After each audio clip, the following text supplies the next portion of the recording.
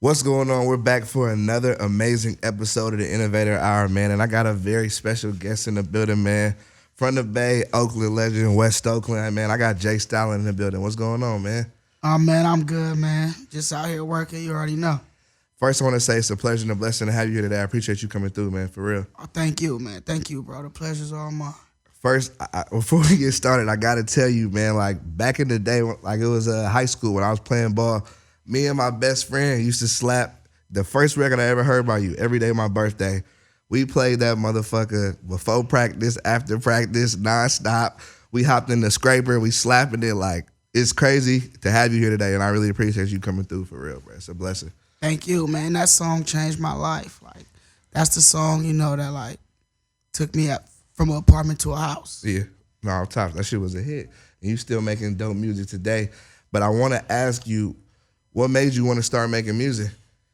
Like, me and my homie just was talking about this in the car on the way up here. Like, where I'm from, Cypress Village, like the music section or like the music part of my hood, like that been mine. Yeah. You know what I'm saying? Like when I was young, like I was the little dude, that had all the CDs, like, you feel me? Because, like I always could listen to rap ever since I could remember. Like some kids can listen to rap when they was young. Oh, yeah. So I was the kid that had every CD that all my friends, you feel me, their mamas wouldn't let them listen to. Yeah, you had that shit. I had everything. So I was the biggest fan of rap before I ever even thought about doing music. So what artists did you grow up listening to? Man, like I used to, like my first ever remembrance of listening to rap was like LL Cool J, Too Short, and like MC Pooh. Like those, like them was my like first three artists that I fell in love with. You know what I'm saying? Like back just early 90s, like 91 or well, that's probably, before I was probably born. before that, you feel me? Like Before I was 90, born. 91, 89. Yeah. You know what I'm saying? Like that. Like my favorite movie in the whole world is like Beat Street. Yeah. You know what I'm saying? Like Beat Street is like one of the founding movies on how hip hop was actually started. Yeah. You know what I'm saying? So it's dope as fuck. No, that's hella lit. I want to ask you, you dropped over like 30 projects in your career, and that's a true testament to you and your longevity. And I want to ask you, what do you credit this work ethic that you got? Like, who do you credit that to? I credit it to my love for music. You know what I'm Yeah. saying? Like they say if you do what you love, then you never work a day in your life. Amen to that. You know what I'm saying? Like I just really love making music. Like Yeah. I still feel that I'm a fan more than an artist, or you know what I'm saying, like that. 'Cause my love for music is bigger than my strive to make music. Yeah. But I still make so much music. Hell yeah. So that's how you know I got so much love for it. Because Yeah. I still say I love music. I love listening to music more than I love making music. Yeah. But there's not a lot of people that make as much music as me. Nah, hell nah. I was checking out all the shit you've been dropping recently. I'm like, man, Jay really working his ass off right now, still to this day. Exactly. And you can't, anyone that's like paying attention to the game, and they gotta respect that shit for real. I want to ask you about something that you posted on the gram. You said that how you made music for 6 years before you ever made $1 off of anything. Yeah. And I want to ask you, like, how did you do that, and how did you get that drive to do that? Because that's like you said, most people couldn't do that at their normal job. Nobody would go in every day to a 9-to-5 job and not make no money. And you also said that you was the employee of the month, like you was going hard for that shit. How did you do that, man? Where did that come from? That shit's dope. Love. You know what I'm saying? I never started out doing it for money. Yeah. You know what I'm saying? So I was just doing it all on my love for music. You know what I'm saying? I just love music. And then ecstasy hit the scene, and that just intensifies any feeling you have. Yeah. So that just, when I used to be high, that just made me love music even more. Yeah. You know what I'm saying? So No, off tops. When you who helped you create Livewire Records, and like tell me about the creation of that, because y'all turned this shit into like something crazy and huge, and it's dope to see like you invest in yourself and create your own label and shit like that. You know what I'm saying? Like I started Livewire Records, you know what I'm saying? I had the vision and the what's the name of doing the record label, but I knew that I couldn't do it by myself. You know what I'm saying? Like the name came from Belly. Like remember what DMX was like talking about Mark? It was like the nigga Mark, he a real live wire. Like the definition was like a nigga that do anything at any given time. Yeah. You know what I'm saying?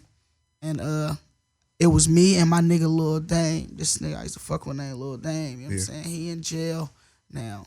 Doing on he been down for a minute doing like a 24-year bid. Yeah. But you know what I'm saying? After he went to jail, I started fucking with my nigga Shady Nate. Yeah. You know what I'm saying? Because I'm from Cypress, he from Acorn, just right across the street. Yeah. And Dame and Nate used to rap together, like before I even thought of rapping. Yeah. You know what I'm saying? So when Dame went to jail, I started fucking with Nate, and then we just like, you feel me? I went and got him like, I need you to come help me, fuck with me, do this live wire shit. Yeah. Feel me? So just started being shady, and then, you know, my nigga Blood, you know, you feel me? And then it just started growing. Filthy, you feel me? And then, you know, it just started growing. Yeah. Nah, that's dope. I want to ask you, what is your process like for selecting beats and working on lyrics for your songs?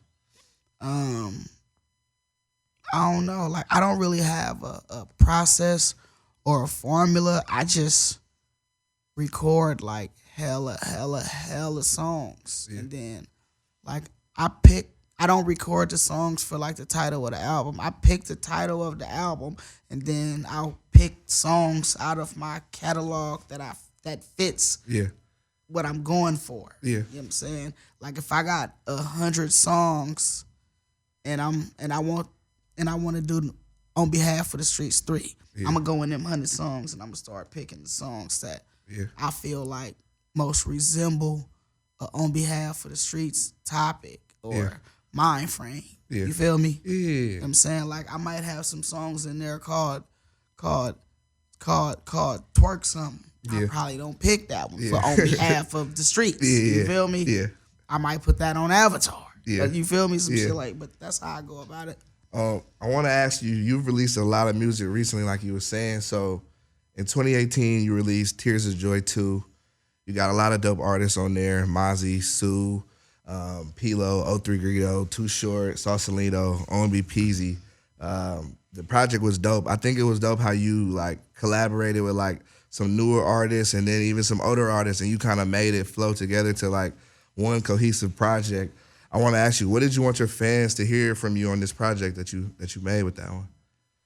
I just wanted it to be a doper vibe of the first one. Yeah. You know what I'm saying? I wanted it to resemble the first one, but I wanted it to resemble like a newer doper. You feel me? Like it's like a person. You know what I'm saying? Yeah.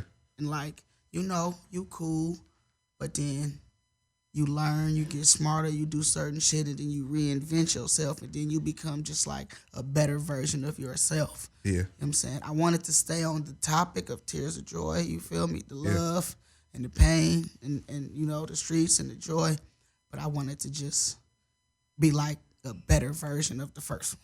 Yeah. You know what I'm saying? Now I was listening to it earlier. I was like, this shit hella fire, man. It's like when I listen to it, I can still hear the same love for the music from like a record like Every Day My Birthday. You still got it. You ain't lost, and you still keep doing your thing.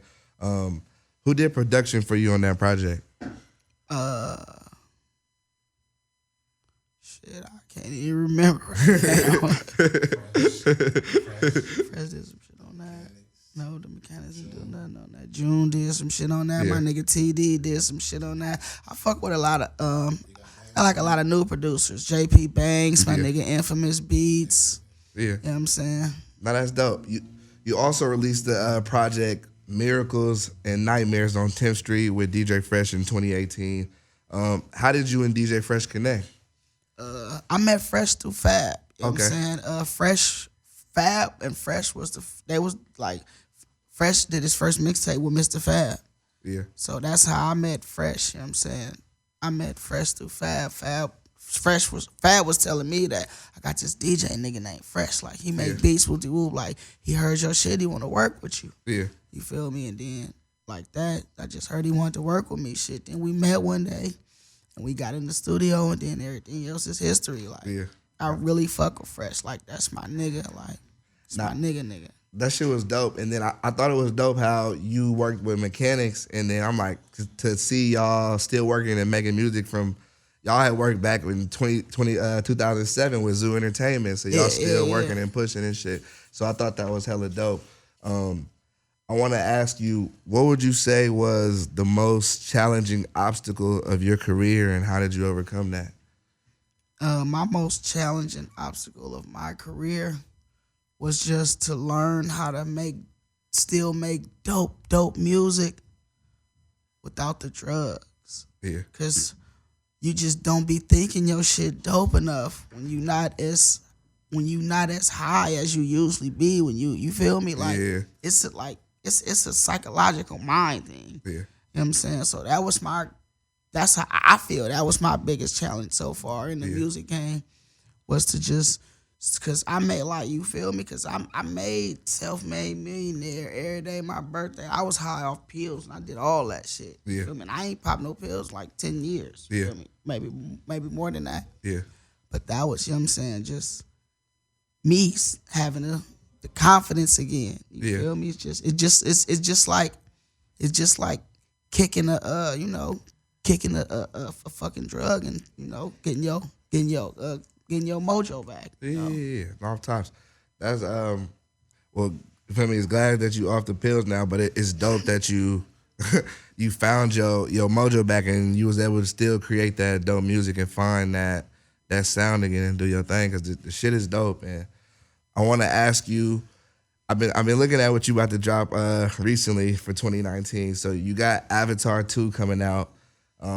What made you want to create this project series called Avatar? I created Avatar because I love, like I said, I love music, like not just rap music. You feel me? Just all music. And then I'm a great writer. You know what I'm saying? So Avatar is like, it's an R&B album. Yeah. And I call it Avatar because I write the whole album, you know what I'm saying?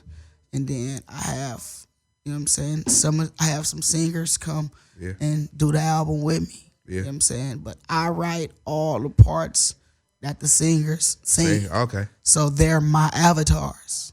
That's lit. Okay, now I got what you going for.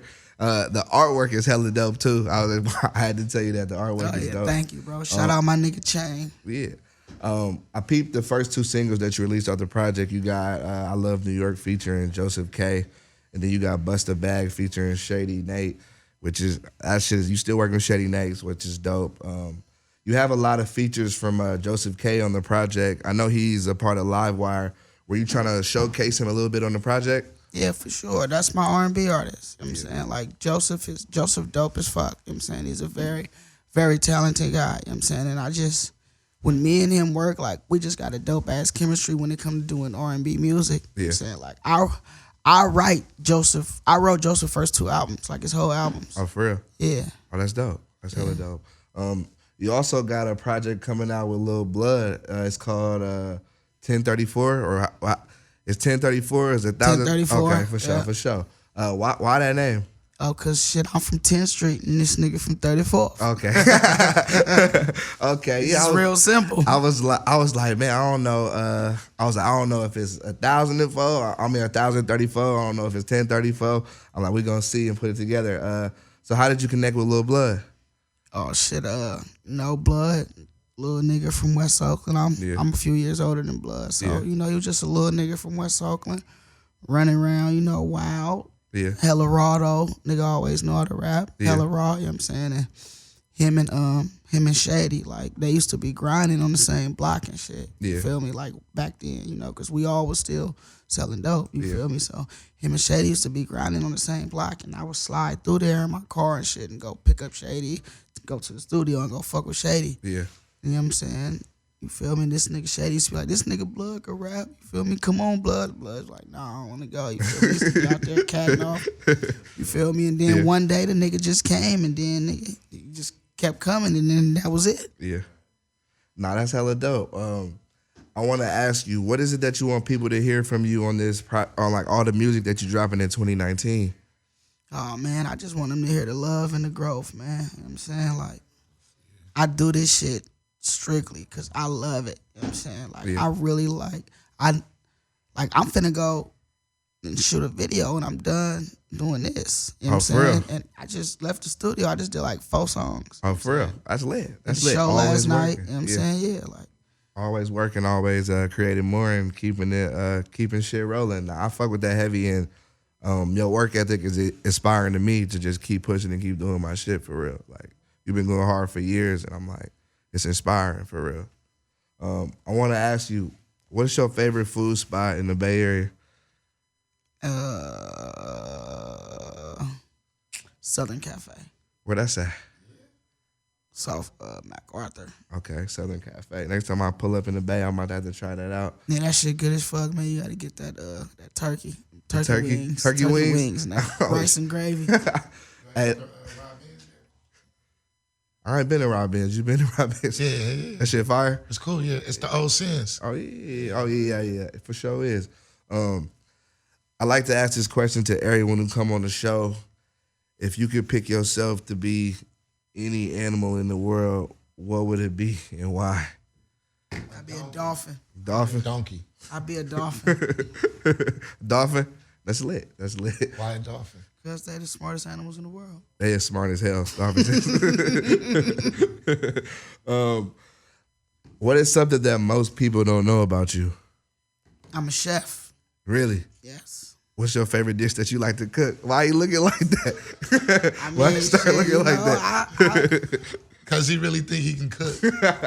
I can whip up, some fried lobster for it. What? You feel me? Fried lobster? I whip up, a nice pot roast, That's I whip crazy. up, I don't need pork, you know what I'm saying? But I whip up some motherfucking turkey chops where you can't even tell they ain't pork chops. That's crazy. You know what I'm saying? I fucks with it, you know what I'm saying? You ain't never had no fried turkey chops, nigga. You feel me, nigga? You know what I'm talking about, nigga? You know what I'm saying? I deep fry nigga a salmon or something, man. That's crazy. I wouldn't have guessed. That's lit. That's hella lit, though. That's hella lit.